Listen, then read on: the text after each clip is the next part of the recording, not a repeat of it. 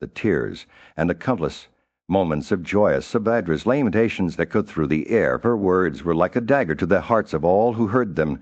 The princess of Panchala, Draupadi, accompanied by Virata's daughter, Uttara, rushed to join Subhadra in her grief together.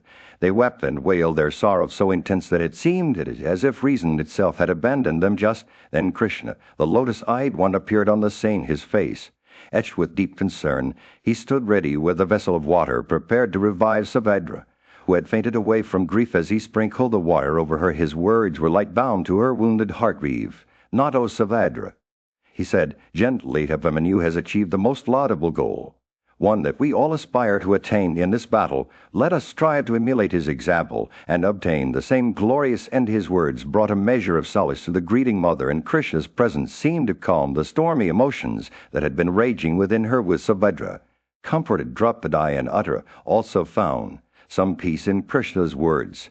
As the sun dipped below the horizon, the mighty armed one returned to Partha's side. His work done for the moment, the kings and friends who had gathered around him saluted him as he entered the inner apartments of Arjuna's tent, their faces etched with sadness, but also a sense of determination. In that moment, amidst the grief and sorrow, there was a glimmer of hope, a hope that Abhimanyu's sacrifice would not be in vain. His death would inspire his comrades to strive for greatness, to emulate his bravery and selflessness. And so, as the night fell over the battlefield, the Vrishnis and their oldies vowed to carry on the fight, driven by the memory of the young warrior who had given his life for their cause.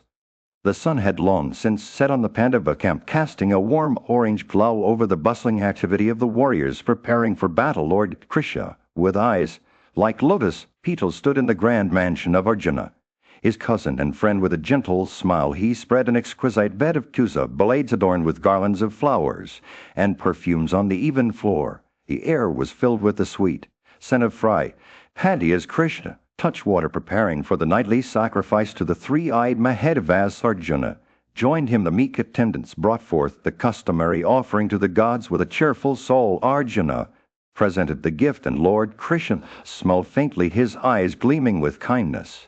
"Blessed be you, O Partha," he said. "Lay yourself down. I leave thee." And so the two friends parted ways, their bond stronger than ever. Krishna laid himself down on his white bed, his mind racing with thoughts of how to dispel Arjuna's grief and anxiety. The illustrious one, known for his lotus petal eyes, pondered various means to enhance Arjuna's prowess and splendor as the supreme lord of all Vishnu. He lapsed into yoga and meditation, his soul wrapped in a deep sense of devotion. But none slept that night in the Pandava camp. Wakefulness possessed everyone as they thought of the high-souled wielder of Gandhava, Arjuna, who had vowed to slay Jayadratha before the sun set. They wondered how he would accomplish his vow, given the might of the Sindhu king and the numerous forces arrayed against him. Janardana, Krishna, awoke in the middle of the night, remembering Partha's vow. He addressed Daruka, his charioteer, saying, "Arjuna, in grief for the death of his son, hath vowed, O Daruka, that before tomorrow's sun goes down, he will slay Jayadratha." Krishna knew that Duryodhana would take counsel with his counselors to ensure Arjuna's failure, but Krishna was resolute. He vowed to vanquish all who stood in Arjuna's way, including Karna and Sayadhana. "Let the three worlds tomorrow behold my prowess in great battle," he declared. "Tomorrow thousands of kings and hundreds of princes will flee from battle. The shout tomorrow, O Daruka, behold that army of kings overthrown and crushed with my disgust." Krishna's words were filled with a deep sense of devotion to Arjuna, his cousin and friend. He knew that the fight of the Pandavas rested on Arjuna's shoulders, and he was determined to ensure their victory. As the night wore on, Krishna instructed Daruka to prepare his char. In the midst of his grief-stricken thoughts, Dhananjaya, son of Kunti, lay asleep. His mind was consumed by the vow he had made to avenge his son's death at the hands of Jayadratha. The thought of failing in this duty weighed heavily upon him as he slumbered. Kesava, the Lord with Garuda on his banner, appeared to Dhananjaya in a dream. The hero's love and reverence for Krishna were evident even in his sleep, and he instinctively rose to offer his guest a seat. However, it was not until Kesava had taken his seat that Arjuna hesitated, unsure of whether to join him. Krishna, aware of Partha's turmoil, spoke words of comfort and wisdom. Do not let grief consume you, O Partha, he said. Time is unyielding, and it shall bring all creatures to their inevitable fate. Your vow, though grief, should not be the source of your sorrow. He cautioned Arjuna that indulging in grief would only weaken him and sadden those who cared for him. Dhananjaya, however, was resolute in his determination. My vow is clear, he said. I shall slay Jayadratha, no matter the cost. The Dhritarashtra's will protect him, but I shall not be deterred. He recounted the strength of their forces and the difficulty of vanquishing them. Krishna listened attentively to Arjuna's words, then touched water and sat with his face turned towards the east. In a calm and measured tone he spoke words that would change Dhananjaya's fate. There is a supreme weapon known as Bezapata, which even the god Mahaswara wielded against the deities. If you remember it, now you shall be able to slay Jayadratha tomorrow. Dhananjaya, with a concentrated mind, sat on the earth and thought of Baba, the god with the bull, for his mark. As he meditated, he felt himself journeying through the sky with Krishna. They soared above the mountains, reaching the sacred foot of Himavat and the Manamat mountain, where they beheld many wondrous sights. As they descended, Arjuna saw a beautiful lake decked with lotuses, and again a river full of water. He arrived at the regions about the Mandara mountains, which were covered in trees that bore blossoms and fruits. Year-round the air was filled with the songs of kinnaras and the sweet notes of delightful warblers. Krishna led Arjuna to a spot adorned with ixone fountains, golden mineral, and the splendor of lunar rays. They beheld many cities, towns, seas, and mines of wealth. Finally, they arrived at Vishupada, where Krishna sought the protection of Baba. In the realm of the divine, Arjuna, son of Pandu, stood before the majestic Lord Shiva, his eyes wide with wonder and awe. The god with the bull for his mark radiated an otherworldly energy, and Arjuna's gaze was drawn to the offerings Vasudeva made every night, lying beside the three-eyed deity with a cheerful soul, and joined hands. Arjuna mentally worshipped both Krishna and Shiva, and then spoke his desire. I wish to obtain the celestial weapon. Lord Shiva smiled, his eyes twinkling with kindness, and said, Welcome, ye foremost of men. I know your heart's desire. I shall grant you what you seek.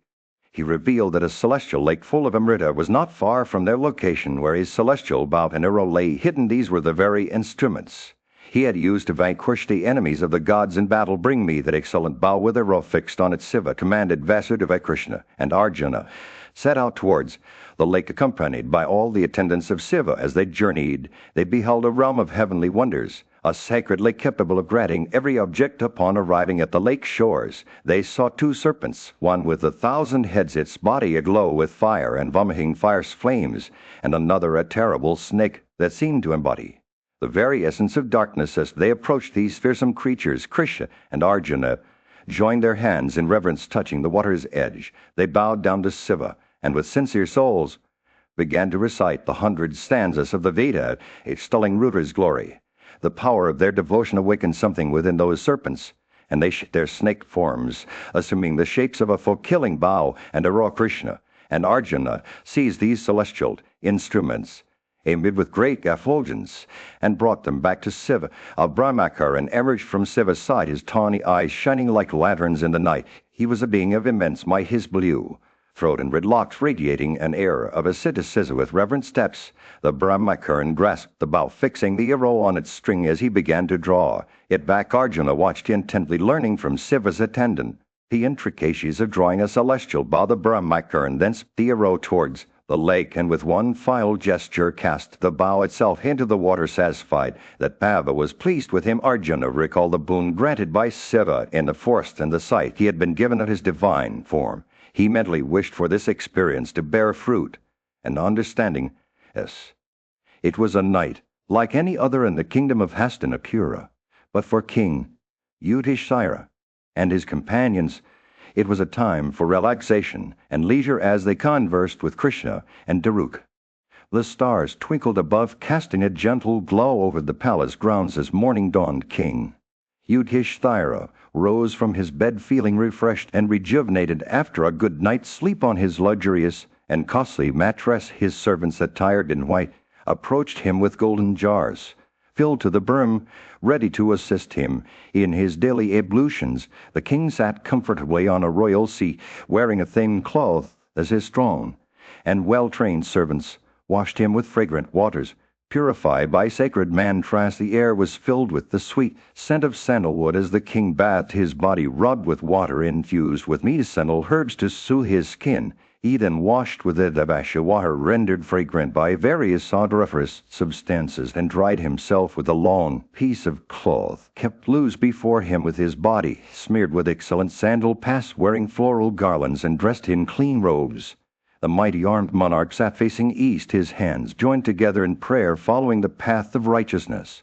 He mentally recited his prayers, seeking blessings from the divinities. He emerged from his chamber. King Yudhishthira entered a second room where many bowls among Brahmanas well acquainted with the Vedas and purified by their study awaited him. These worshippers of the sun numbered 1,000, and 8,000 more of the same class joined them in this sacred gathering. The king, with great humility, made presents to these esteemed guests: honey clarified, butter, auspicious fruits, nishkas of gold, 100 steeds decked with ornaments, costly robes, and other gifts that pleased their refined tastes. He also offered kine, yielding milk, whenever touched, with cows having horns adorned with gold, and hoofs with silver as he circumambulated. These revered Brahmanas. King Yudhishthira saw and touched various auspicious articles: swastikas, nandyavartas, floral garlands, water pots, blazing fire vessels full of sun-dried rice, and other sacred objects. He also beheld auspicious maidens, curds clarified, butter, honey, and birds held dear by the gods, with his attendants waiting in the outer chamber. An excellent and costly seat of gold was brought for the king to sit upon, decorated with pearls and lapis lazuli, and overlaid with a very costly carpet. This throne was the handwork of the finest artisans. As King Yudhishthira took his seat, his servants presented him with his most precious and radiant ornaments. The high-souled monarch adorned himself. In the midst of a grand assembly, King Yudhishthira, son of Kunti, approached. Krishna, Devaka's son, with a warm smile, "Have you had a good night's rest, O slayer of Madhu?" he asked, his eyes shining with affection. "Are your perceptions clear, although of unfading glory?" Krishna, seated on an excellent seat alongside Yudhishthira, replied with a gentle nod. Vasudeva, too, inquired about the well-being of the king. The orderly then announced that other Kshatriya warriors were waiting to be introduced with a regal command.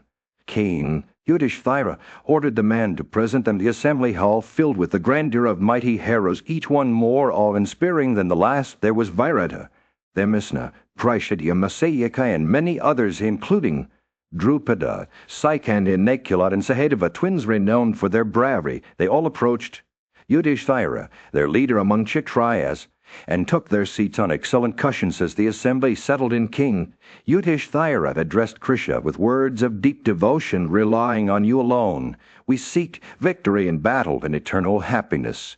You are aware, O Krishna, of our kingdom's downfall, our exile at the hands of our foes, and all our diverse was upon you rests our very existence, O slayer of Madhu. We implore you to do that which will bring us joy and fulfillment." Krishna listened attentively, his eyes locked onto Yudhishthira's. Then, in a voice as deep as thunder, he replied, "In all the worlds there is no bowman equal to Arjuna, your son. He possesses great energy, is accomplished in weapons, and is celebrated for his prowess in battle. I will do that which will enable him to consume the troops of Dhritarashtra's son." Like a raging fire, Krishna's words ignited the spark within Yudhishthira's heart. "Today Arjuna will slay Jayadratha, that wicked wretch who slew Subhadra's son." Krishna declared vultures and hawks and jackals will feast on his flesh. O Yudhishthira, even if all the gods with Indra become his protectors today, Jayadratha will still meet his end in battle. Krishna spoke. A sense of hope dawned on King Yudhishthira's face. His grief and worry began to lift, replaced by an expectation of victory. He bowed down to Krishna, his words filled with reverence: "I bow to you, O God of the Lord of the gods, of thou that art eternal." O.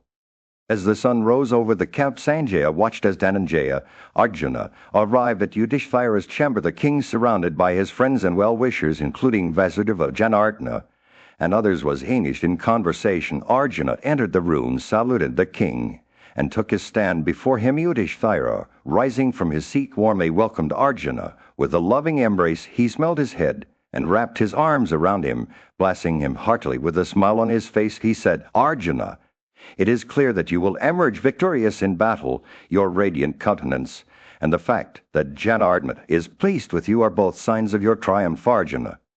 Then shared an extraordinary tale about his meeting with the three-eyed god, who had granted him a vision of the future. The listeners were filled with wonder as they bent their heads in reverence, with their hearts burning with rage against the foe. The friends and well-wishers of the Pandavas quickly set out to battle. Arjuna's pavilion was prepared for departure. Vasudeva, clad in mail, informed him that his chariot had been properly equipped. The diadem-decked warrior Arjuna donned golden armor and grasped his bow and arrows with a sense of reverence. He circumambulated the car, which shone brightly like the morning sun. Of Brahmanas, wise in ascetic penances and knowledge, blessed Arjuna with benedictions for victory as he ascended the chariot Lakshya. Ascending the eastern mountain, Arjuna mounted the great vehicle, his golden ornaments glinting in the light.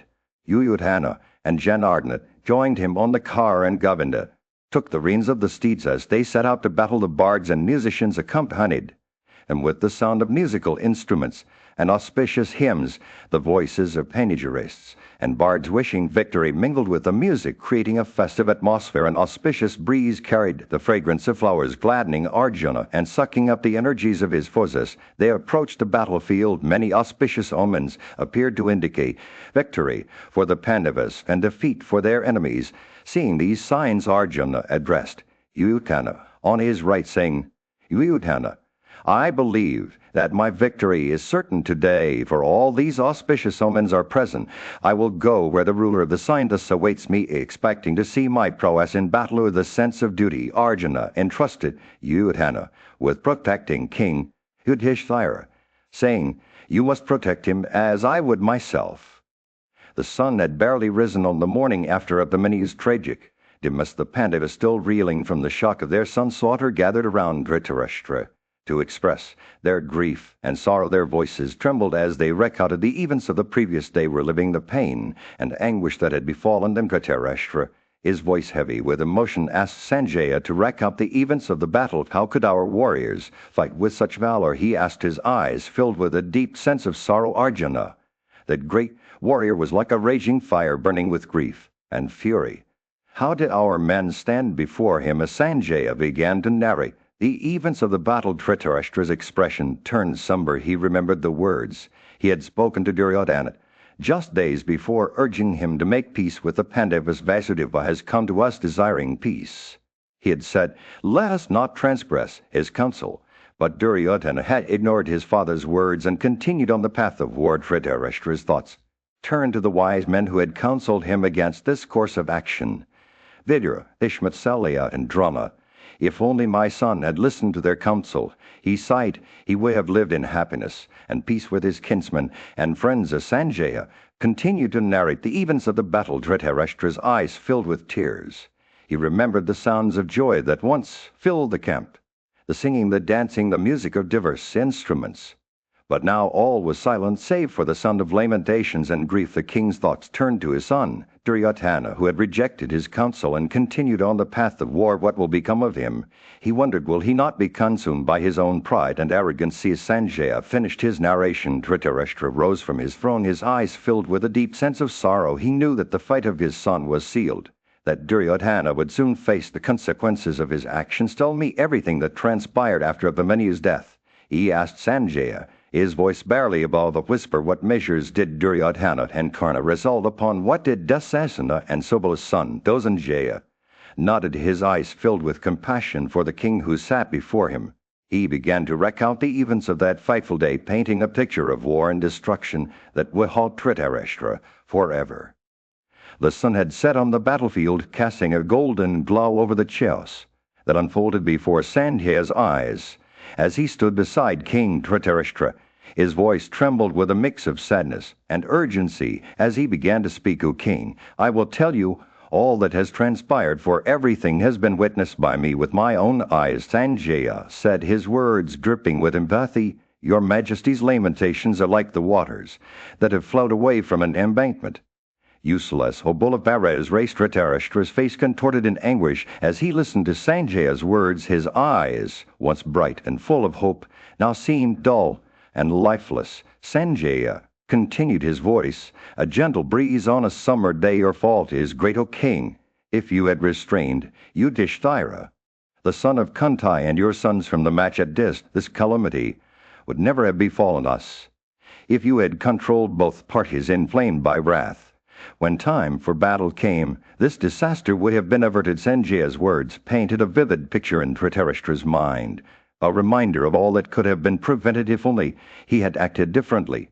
He thought back to the days when his son Duryodhana was young and full of life, but also reckless, and had strong. Sanjaya's voice echoed in his mind, if you had urged the Kuras to slay the disobedient Duryodhana, this calamity would never have overtaken you. As the king's thoughts wandered, Sanjaya's words cut through the silence like a sharp knife. You are the wisest man on earth, O king. How could you forsake eternal virtue and follow the counsels of Duryodhana, Karna, and Sakani? The weight of his own mistakes crushed Dhritarashtra, making it hard to breathe. Sanjaya's voice was a gentle reminder that Krishna had once respected King Yudhishthira more than him, but when he came to know Dhritarashtra as one fallen off from the duties of a king, Krishna ceased to regard him with respect.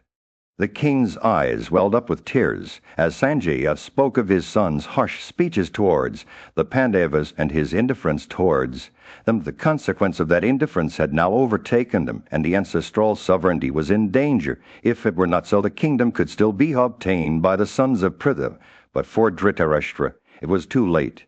The battle had begun, and he censured his sons, indicating their faults to him. Sanjaya's words cut through the king's despair like a ray of sunlight on a cloudy day. This is scarcely. As the battle-scared warriors of the Kaurava army settled into their positions, Drona, the renowned master of arms, began to assemble his divisions. For the impending clash, the air was electric with tension as diverse sounds filled the air. Angry shouts, the creaking of bowstrings, and the clashing of swords. Warriors from all corners of the battlefield called out in unison, their voices echoing through the landscape, "Where is Dhananjaya? Where is Arjuna?" Our cries grew louder, a chorus of anticipation, as the brave warriors prepared to face their foes. Drona blew his conch and urged his horses forward with great speed. The army began to take shape. The various divisions, each with their own distinct sounds and movements, formed into a vast array that stretched for miles. Jayadratha, the ruler of the Saindhas, was comforted by Drona's words and took up his position behind the mighty warrior, accompanied by many Gandhara warriors and surrounded by foot soldiers. Clad in mail at the head of all the troops stood Dharmarshanat, Jayadratha's son, who had taken up 1,500 enraged elephants with him. His brothers Dasasana and Vikarna positioned themselves at the front lines, ready to face their enemies. The array that Drona formed was a marvel to behold, a mix of circular and oval formations 48 miles long and 20 miles wide, with countless brave kings stationed within its walls. At the heart of this mighty formation stood Drona himself, his white armor glistening in the sunlight as he stretched his massive bow like the destroyer in wrath. Behind him stood the chief of the Bhojas, protecting him from harm. The Kauravas were filled with delight at the sight of Drona's chariot adorned with a beautiful standard and red sacrificial altar, while the citizen Charanas watched in awe as the array took shape. King Duryodhana beheld this formidable force. He felt his heart swell with pride. The array seemed to come alive, its various divisions moving in perfect synchrony like a great serpent coiled around the earth. Its very presence seemed to shake the foundations of the land, and all creatures trembled at the thought of facing such an overwhelming might in this moment. As the armies faced off against each other, it seemed that nothing could stop the impending clash between the Kauravas and the Pandavas. The stage was set for a battle that would shake the very foundations of the world. The day of reckoning had finally arrived on the battlefield. The Kuru army, divided into its various divisions, stood arrayed against the Pandavas. As the drums and martingas began to beat, a loud uproar arose, filling the air with the din of war. Conch shells were blown, and an ominous roar shook the earth, making the hair stand on end as the field of battle slowly became covered by the Bharata. Heroes eager for fight, Savasich and Arjuna, made his appearance, his chariot accompanied by thousands of ravens and crows, proceeded towards the enemy lines. The air was filled with the cries of various animals, including jackals, as they howled inauspiciously on the right flank. The sky itself seemed to tremble with the falling meteors, their blazing trails lighting up the darkening horizon. Dre winds blew accompanied by thunder and driving pebbles and gravel across the battlefield. Kuntai's son Arjuna had arrived at the commencement of Batlis. The two armies faced each other. Necula's son Satanaka and Trishtadyumna, the son of Prithviraj the Pandava, divisions Durmarshana, accompanied by 1,000 cars, 100 elephants. 3,000 heroes and 10,000 foot soldiers took up his position at the van of the Kuru army like the continent resisting the surging sea. Durmarshana declared even, "I will today resist the wielder of Gandhava, the scorcher of foes, that warrior who is irresistible in battle. Let people today behold the wrathful Dhananjaya collide with me like a massive stone against another stony mass." But Arjuna was not to be underestimated, clad in mail and armed with his sword, decked in a golden diadem and adorned with garlands of white flowers. He rode into battle on his own. Foremost chariot Krishna, the mighty arm, Kesava, accompanied him. Shaking his Gandhava in Batlis, they approached the enemy lines. Arjuna blew his shell, followed by Krishna's Panchajanya. The sound sent shivers down the spines of the Kuru warriors, and their hair stood on end as they trembled with fear. Their animals, too, were filled with anxiety, and some even lost their sense as the battle had begun in earnest, with Arjuna at its forefront like a pouring cloud. He rained arrows upon his foes, covering them with showers of shafts.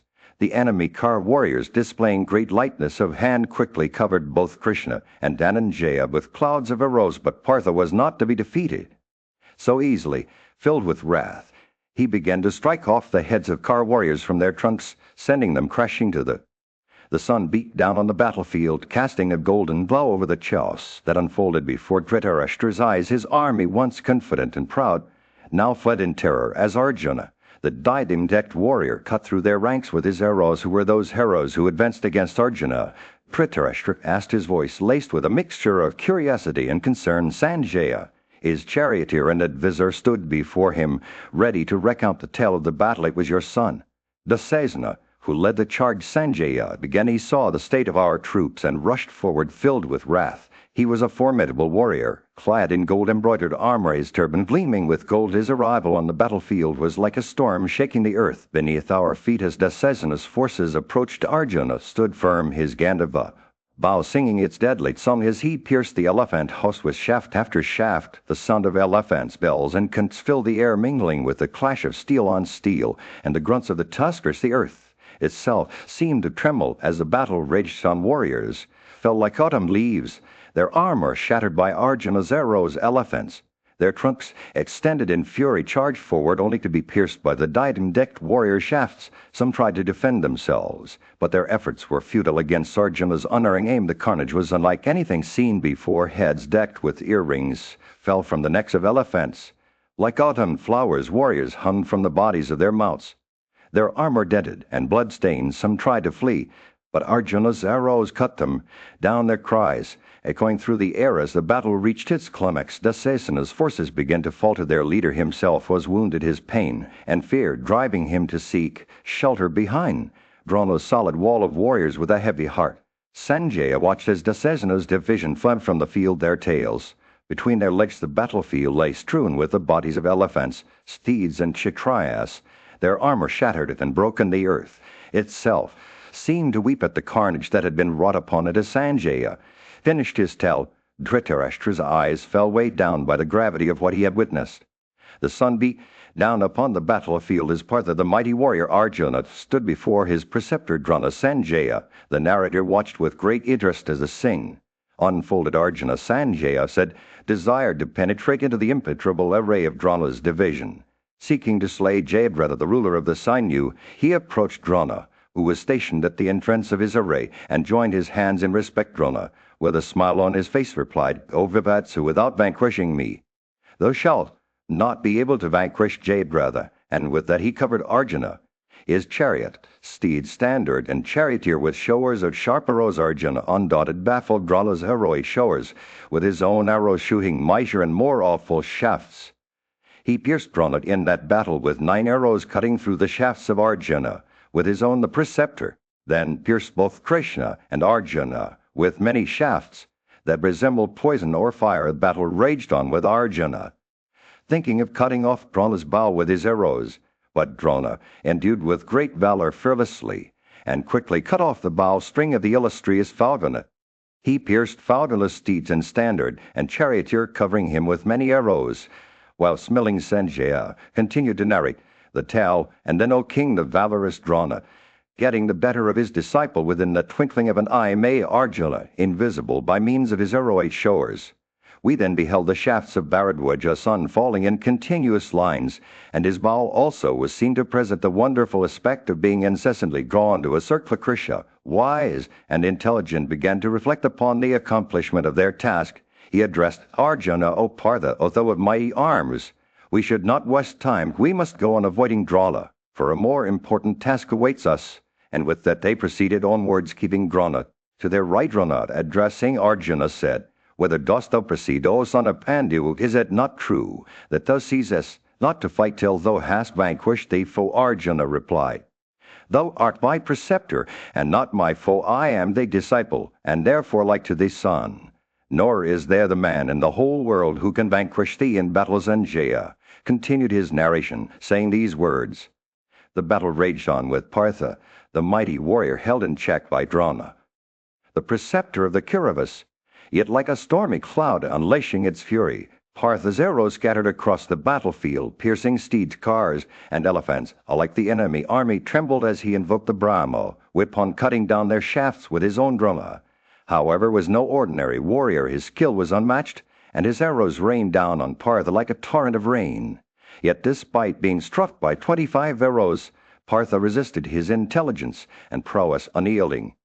He smiled as he countered Drona's attacks, his white steeds galloping across the battlefield with ease. The battle intensified. Kritavarman, the ruler of the Bhojas, joined the fray with a fierce determination in his eyes. He pierced Partha and Vasudeva with 25 arrows each, but Partha was not one to be intimidated. He cut off Kritavarman's bow and struck him with 100 blazing arrows, leaving the warrior stunned. Krishna, however, sensed that the battle was far from over. Do not show any mercy to Kritavarman, he urged Partha, and so with renewed vigor Partha slaughtered the host of the Bhojas, his arrows slicing through the enemy ranks like a scythe through wheat. Meanwhile Udamanyu and Adamalyas, the two Panchala princes, fought valiantly against Kritavarman, but despite their bravery they were no match for the skilled warrior. It was only when Vivatsu, Arjuna's other name, joined the fray that the tide of battle began to shift as the day wore on. More warriors joined the fight. Srutilda, the brave king, rushed at Partha with his large bow, but was quickly defeated by the mighty warrior. Despite being struck by 90 arrows, Srutilda refused to yield,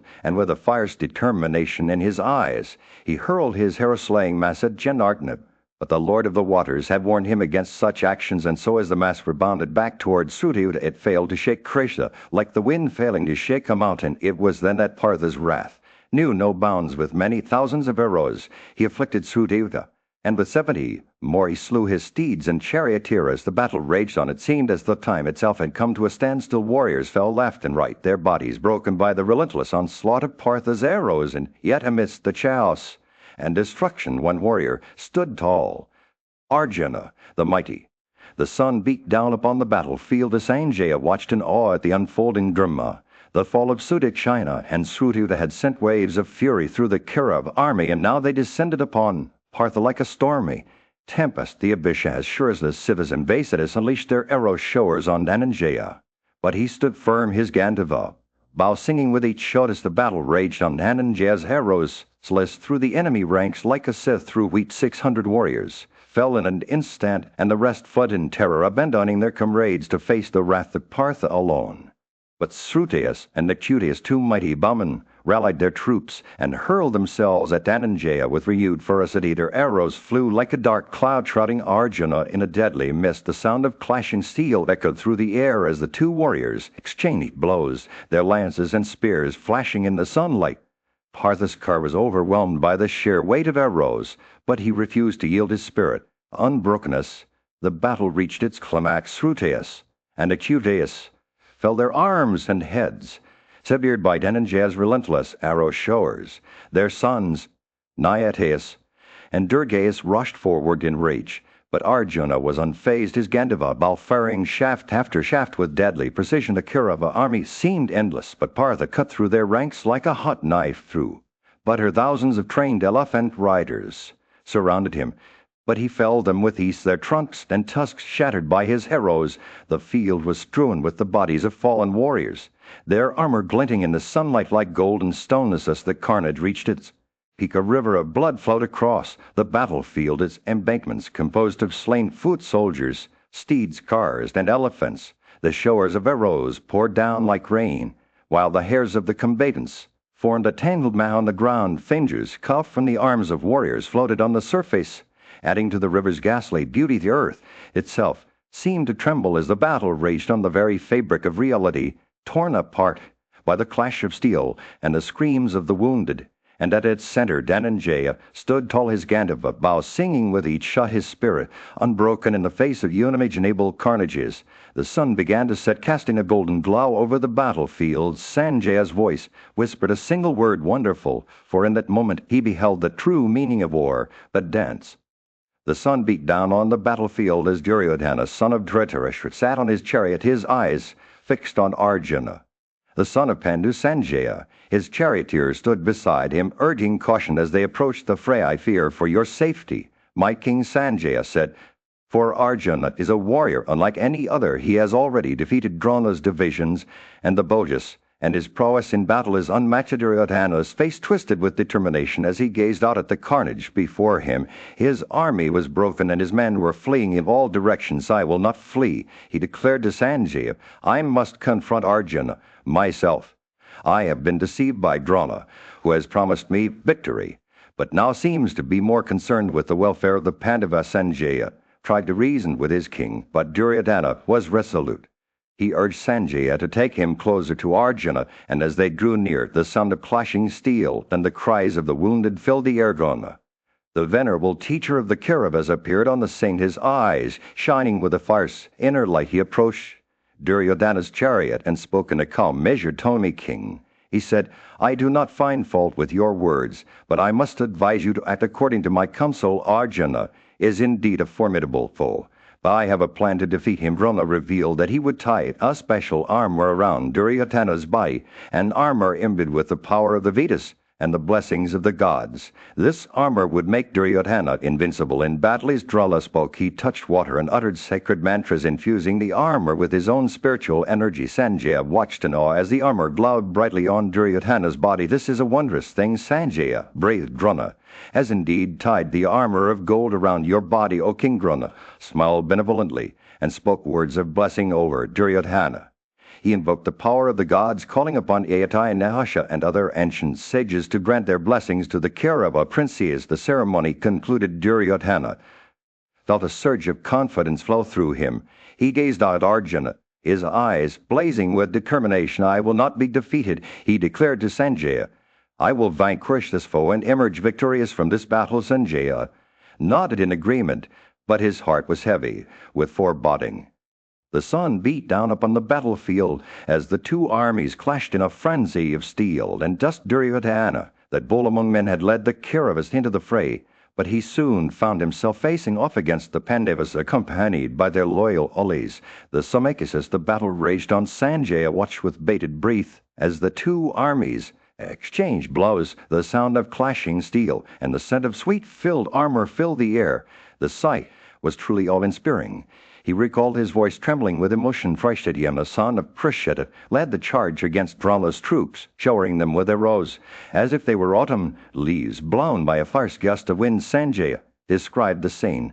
The Parthas, all accomplished in smiting and arrayed properly, covered the troops of Drona with showers of arrows. Drona himself, that foremost of wielders of weapons, fought valiantly, his form blurring like the blazing hue of fire, as he pierced cars, elephants, and steeds with a single arrow. Sanjaya marveled at the sight. There was no warrior in the Pandava army who could bear the arrows shot from the bow of Drona. Meanwhile, other battles raged across the field. Chitrisna and Vaitkarna surrounded Demisna on all sides, while Vinda and Enuvinda supported Yudhishthira against his foes. Satyakai faced off against Dasesana.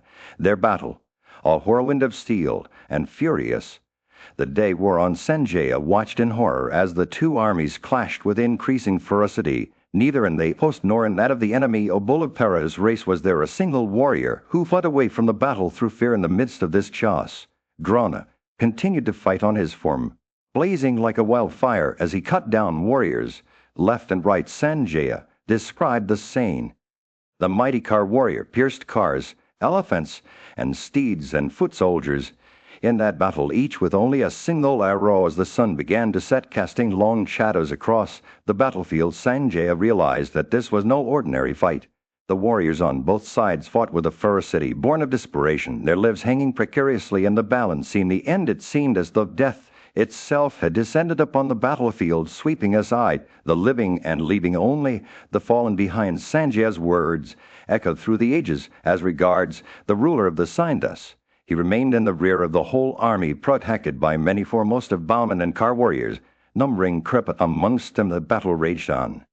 The sun beat down upon the battlefield as Sanjaya stood before King Dhritarashtra, recounting the tale of the magnificent battle between the Kuras and the Pandavas. "Listen, O King Sanjaya," began his voice, filled with excitement, "to me as I describe to thee the wonderful battle that then took place." As he spoke, the scene unfolded before their eyes like a vivid painting. The Parthas, led by Arjuna's son Abhimanyu, approached Bharadwaja's son at the gate of his array, determined to pierce through Drona's division. Drona, himself accompanied by his forces, battled fiercely alongside them, seeking glory and protection for his own army. Meanwhile, Vinda and Anuvinda of Avanti, fueled by their rage and loyalty to Dhritarashtra's son, Dasesana, struck Virata with 10 swift shafts. But Virata, undaunted, approached the two warriors and fought valiantly alongside them and their followers. The battle raged on its ferocity, matched only by the savagery of a lion battling two mighty elephants in the heart of the forest. As the fight intensified, Abhimanyu's prowess shone like a beacon. He struck King Valika with fires and sharp shafts capable of piercing even the most vital organs. Valika, filled with wrath, retaliated by striking Abhimanyu's son with 9 straight shafts of golden wings, and white on stone. The battle between these two warriors became increasingly fierce, characterized by dense showers of arrows and darts that obscured the sky and compass. The very heavens seemed to tremble as the two combatants flashed their valorous cries, echoing through the air like thunder. In this maelstrom of steel and fury, other heroes emerged. Sevia, the king of the Gavasanas, on the head of the troops, fought valiantly alongside the mighty car warrior from Kasai, while King Valika battled against 5 formidable car warriors, the son of Draupad's sister Satyaki of Vrishai's race, and 3 others. The clash between these titans was like that between the mind and the 5 senses, a battle without end. As Sanjaya continued to recount the tale, another drama unfolded. Dasesana struck Satyaki with 9 straight shafts, but the latter, undeterred, soon recovered and pierced his attacker with 10 arrows winged with kenka feathers.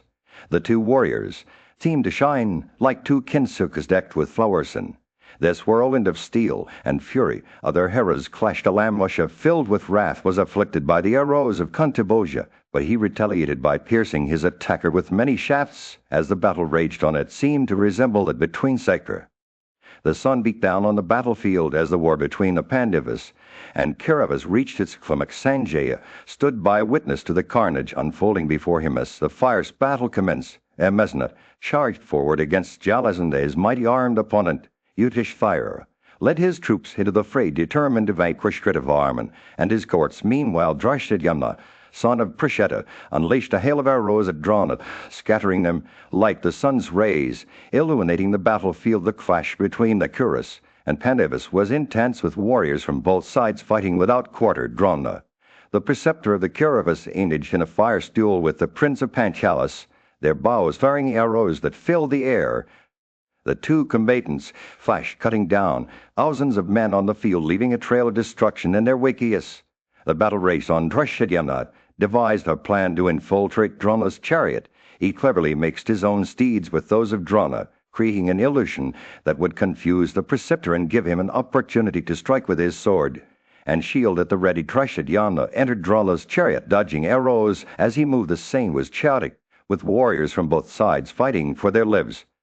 The air was filled with the sound of clashing steel, the scent of blood and sweat hanging heavy over the battlefield. Satyaki, the Vrishni hero, arrived just in time to rescue Drashtadyumna, who had been seized by Drona's deadly arrows. The battle continued, with both sides trading blows and neither gained the upper hand. Drona shot 6 and 20 arrows at Satyaki, But the Vrishai hero countered with equal ferocity, piercing Drona in the chest with 26 arrows of his own. The Panchala Kar warriors, inspired by Satyakai's bravery, rallied to his side and quickly withdrew Drishadhyumna from the frayas. The dust settled Sanjaya reflected on the first city of the battle. The warriors had fought without quarter, their valor and skill on full display. Though the outcome was still uncertain, one thing was clear: only time would reveal who would emerge victorious in this epic struggle between the Pandavas and Kauravas.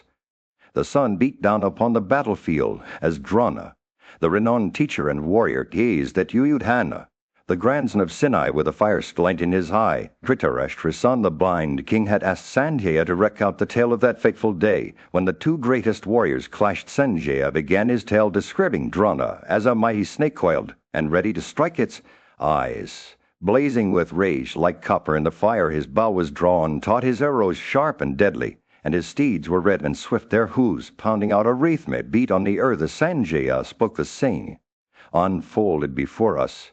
Yuyudhana, drawn as up on it, listened intently to his charioteer's words. His eyes, fixed upon the approaching foe, proceed quickly and cheerfully. He said, his voice steady and calm, as he urged his steeds forward. The two warriors charged towards each other, their bows singing out in unison as they loosed arrow after arrow into the fray. The air was filled with the whizzing of shafts, the clash of steel on steel, and the thunderous beat of hoofs pounding against the earth. It was a battle for the ages, one that would be remembered for generations to come. As the combatants flashed, the very fabric of reality seemed to bend and warp around them. The sun hid its face behind a veil of clouds. The wind ceased to blow, and the thick gloom fell upon the battlefield. Yet still the two warriors fought on, their bows never faltering, as they showed each other with arrows. The Kuru and Pandava plus watched in awe as the two bulls among men tore into each other, their steeds and charioteers pierced by shafts of golden wings. The air was filled with the scent of blood and sweat, and the very earth seemed to tremble beneath their fetus. The battle raged on. Drona and Yuyudhana exchanged blow for blow, neither gaining the upper hand. But then, in a flash of lightning, Satyakai's mighty shafts cut through Drona's defenses, striking true time and again. The preceptor's bow was shattered, his arrows broken. But still he refused to yield. The gods themselves looked on, their faces filled with wonder as they beheld the superhuman feats of Yuyudhana. Even Drona, the great teacher, was moved by the young warrior's prowess, and he mentally applauded Satyakai's skill and bravery. As the battle reached its climax, Drona invoked celestial weapons to destroy his foe. But Satyakai countered with another celestial arrow, the Varuna. The cries of "Oh!" and "Alas!" echoed through the battlefield as the two warriors clashed in a final. As the sun began to set on the Ista hills, casting a golden glow over the battlefield, the day's final moments were filled with a sense of urgency and desperation. The soldiers fought on, some resting, while others charged forward in pursuit of victory. Amidst this chaos, Arjuna and his charioteer Vasudeva made their way towards the Sindhu ruler's territory. They navigated through the dense throng of hostile soldiers. Arjuna expertly guided his car, leaving a wide path for himself to proceed. The steeds, despite being tired from the day's battles, galloped forward with incredible speed, driven by Vasudeva's skilled hands. The chariot itself seemed to defy gravity, moving with an otherworldly celerity that left all who beheld it in awe. A car of Surya, the sun god, or even Rudra, the god of storms, would have been hard-pressed to match Arjuna's chariot for speed. It was as if the very fabric of time and space had bent to accommodate the Pandava warriors. Well, as they approached the heart of the enemy's formation, the steeds began to tire their joints, etching from the relentless pounding. Just then two brothers, Vinda and Anuvinda, at the head of their forces, spotted Arjuna's exhausted steeds and launched a fierce attack. They showered Arjuna with ready arrows, while Vasudeva received the shafts to his person. The four steeds were hit with 100 arrows each. Enraged by this onslaught, Arjuna swiftly retaliated, striking both brothers with 9 straight shafts that pierced their vital organs. As the battle raged on, Vinda and Anuvinda grew enraged, unleashing showers of arrows upon Arjuna and Vasudeva. But Partha, unfazed, swiftly cut down their bows and standards with a couple of broad-headed shafts. The two brothers, still fueled by fury, took up new bows, but Dhananjaya quickly disabled them as well. With a fierce battle cry, Anuvinda charged forward, wielding a massive mask to avenge his fallen brother. Vasudeva stood firm, unflinching, like the mighty mountain Menaka. Arjuna then swiftly dispatched Anubinda, with 6 arrows cutting off his neck and limbs in a single stroke. Curvus, witnessing this carnage, charged forward with renewed ferocity, but Partha, undaunted, held his ground, standing tall amidst the hail of arrows like an immovable hill. As the battle intensified, the air grew thick with the scent of blood, and sweet the sound of clashing steel echoing through the battlefield. Sanjaya watched in awe as Arjuna stood firm, surrounded by a sea of hostile warriors. Yet unyielding to their attacks, the sun beat down upon the battlefield as Arjuna, son of Kantai, stood tall, his eyes fixed on the enemy lines. His chariot, once a symbol of power and strength, now lay abandoned, its steeds pierced and mangled by arrows. But Arjuna's spirit remained unbroken, his determination to vanquish the hostile forces, driving him forward like a raging storm. As Vasudeva Krishna descended from his chariot, he surveyed the scene before him with an air of calm assurance. The mighty warriors who had assembled against them looked on in awe as Krishna unyoked his steeds, their bodies battered and bruised by the relentless barrage of arrows. Yet despite the overwhelming odds, Arjuna fought on, his sword flashing in the sunlight as he cut down foe after foe. Kauravas watched in wonder as Partha and Govinda displayed their prowess on the battlefield. What more wonderful incident hath ever taken place in this world? They exclaimed, their voices echoing through the din of war. For never before had they seen 2 warriors clad in mail and riding the same chariot slaughter their troops with such ease and precision. Krishna, ever the skilled horseman that tended to his steeds, plucking out their arrows and rubbing them down with his own hands, he caused them to drink from a nearby stream, their thirst slaked before he pinged them once more to the chariot as they prepared to depart. The Kauravas felt a sense of despair wash over them. "O fie on us!"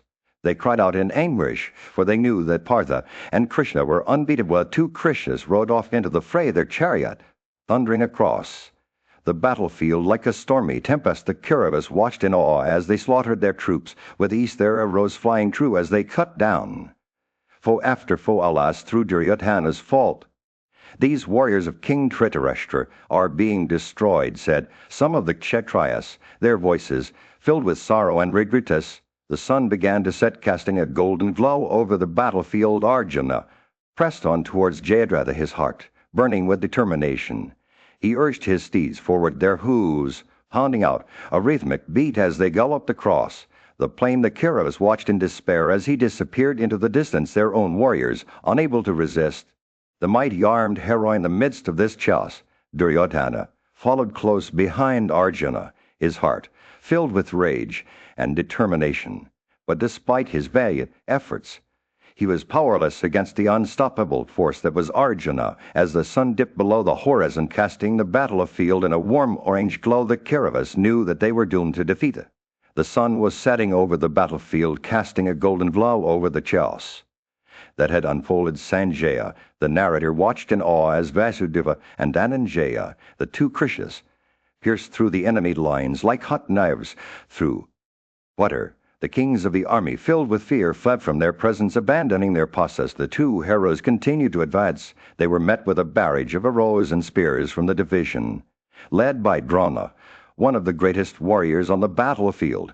But Vasudeva and Dhananjaya were unstoppable, their rage and shame at being delayed fueling their determination to press forward. They cut through the enemy lines like a hot knife through cheese, leaving a trail of destruction in their wake. Many ignoble Kshatriyas, driven by fear, abandoned their posts and fled from the battlefield, abandoning their honor and dignity. Sanjaya watched as these cords turned away from the fray, their actions likened to those of atheists who turned away from the sacred Vedas. Vasudeva and Dhananjaya finally emerged from the division, led by Drona, looking like 2 blazing suns that had burst forth from the clouds. Their fatigue dispelled, they seemed invigorated, their faces radiant with a fierce determination. They looked like 2 fish that had escaped from a strong net. Their movements swift and effortless as they continued to advance. They were met by the ruler of the Saindhas, Jayadratha, who was accompanied by 6 of the most skilled warriors among the Dhritarashtras. But Vasudeva and Dhananjaya were undaunted, their eyes fixed on their target like 2 tigers waiting for prey, their faces red with rage. They rushed towards Jayadratha like a pair of hawks swooping down to devour their quarry. The ruler of the Saindhas was filled with fear as he beheld the 2 Krishnas approaching him, their splendor and fury unmatched. Sanjaya watched in awe as Vasudeva and Dhananjaya closed in on Jayadratha, their movements Swift and deadly their joy at the prospect of battle was palpable, like that of hawks swooping down to devour a piece of meat. The sound of drums and cants filled the air as the two Krishnas rushed towards their target. Duryodhana, the valiant son of Dhritarashtra, saw his chance to intervene and rushed forward on a single chariot, determined to protect Jayadratha from the two Krishnas. But it was too late, for Vasudeva and Dhananjaya were unstoppable, their fury and determination driving them forward like a raging storm. As Sanjaya watched, he heard Krishna's words spoken to Arjuna, "O Partha, let us not be swayed by the fear of others. We are the sons of Kuntayan." The once great kingdom of Hastinapura was now on the brink of collapse. King Dhritarashtra, blind, but not deaf to the suffering of his people, sought the counsel of his trusted advisor and charioteer Sanjaya. "Tell me, Sanjaya," Dhritarashtra implored, "what became of our minds after the slaughter of Burasrevas and the ruler of the Saindhas? What did Drona say to my son Duryodhana in the midst of the Sanjaya's voice trembled as he recounted the tale. Loud wails arose among your coops, O Bharat, after the slaughter of Burasrevas and the ruler of the Saindhas. All of them disregarded the counsels of your son, those counsels in consequence of which leaders of men were slain." Dhritarashtra's heart etched as he listened to Sanjaya's words. He knew that his son Duryodhana had been instrumental in provoking the ire of the Pandavas, and now their kingdom was paying the prices. And Jaya, continued Drona, became filled with grief when he heard those words of your son. Reflecting for a short while, O monarch, he said these words in great affliction. Drona's voice echoed through the assembly as he spoke to Duryodhana, his words laced with sorrow and regret. "O Duryodhana, why do you pierce me thus with wordy shafts? I told you before that Arjuna is incapable of defeat in battle. Protected by the Didandekta, Arjuna sike-hand and slew Bhishma." Drona's eyes filled with tears as he remembered the fall of Bhishma, the greatest warrior of their time. Beholding Bhishma, who was incapable of being defeated by the gods, and the Danavas actually slain in battle, even then I knew that this Bharata post is doomed. The assembly fell silent as Drona's words hung in the air. He spoke of the scheme, how it had been a ruse to deceive the Pandavas, and how Vidura had foretold the calamity that would befall them. "Even those arose, O sire," Drona said, "by Jaya are now slaying us, though Vidura characterized them to be such. You did not understand them to be so." Those words again that the wise and high-souled Vidura, with tears in his eyes, had then said unto thee, those auspicious words recommending peace. Thou didst not then hear. Drona's voice grew stronger as he spoke of his own feelings. "The calamity which foretold hath now come, that frightful carnage, O Duryodhana, hath now come. The sun beat down upon the battlefield as King Duryodhana, fueled by his rage and determination, charged to Arjuna with 3 swift arrows that pierced deep into his foe's heart. But Arjuna, undaunted, shot back 4 and 10 shafts, whetted on stone and adorned with beautiful feathers, only to see them repelled by Duryodhana's impenetrable armor. Krishna, watching the exchange from beside Arjuna, spoke up in wonder, "I have never seen such a sight, like the movement of the hills. Your arrows, O Partha, are falling short and failing to produce any effect." Arjuna pondered for a moment before responding. "This armor has been put on Duryodhana's body by Drona. It is impenetrable tied, as it is inheriting the might of the 3 worlds." Krishna nodded in understanding, but his expression turned serious. "I see that you are struggling to pierce this armor with your arrows, O Partha." Arjuna took a deep breath and replied, "Even if this armor were divine, created by Brahma himself, I will still vanquish the Kuru prince. The chief of the celestials gave this armor to Aindaras, from whom it was passed down through Vryaspati and Turindara to me.